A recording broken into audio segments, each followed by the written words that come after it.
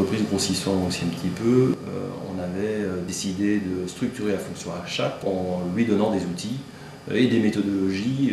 Donc réflexion d'une part sur le développement durable et mise en place d'une fonction achat structurée.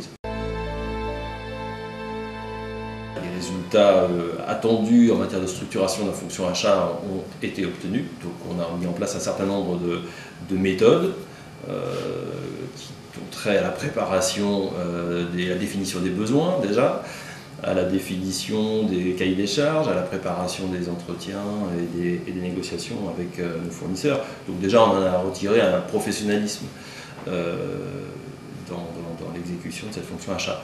Par rapport sans doute à une approche achat standard, ça a eu pour conséquence pour nous d'élargir considérablement le champ d'évaluation de nos fournisseurs. Quand on a une approche basique, elle est essentiellement axée sur le prix et que le meilleur prix n'est pas effectivement souvent le meilleur coût. Donc qui dit achat durable dit en fait bonne pratique d'achat, je dirais, une pratique vraiment professionnelle, en ce sens qu'on pose les problèmes de manière très globale et on essaye de trouver une solution qui soit la solution la plus intelligente. En ayant une approche durable, mais je dirais finalement plus globale de nos pratiques d'achat, on a des économies à la clé qui peut participer au renforcement du lien commercial avec nos propres clients.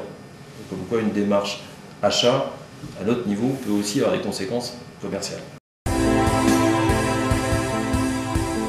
était tout à fait satisfait. Ce qu'on a apprécié avec ASEA, c'est justement le côté très, alors à la fois l'apport théorique certes, mais aussi le vécu professionnel et très pratique de Annie Sorel, puisqu'il y avait une compréhension immédiate de nos problématiques quotidiennes.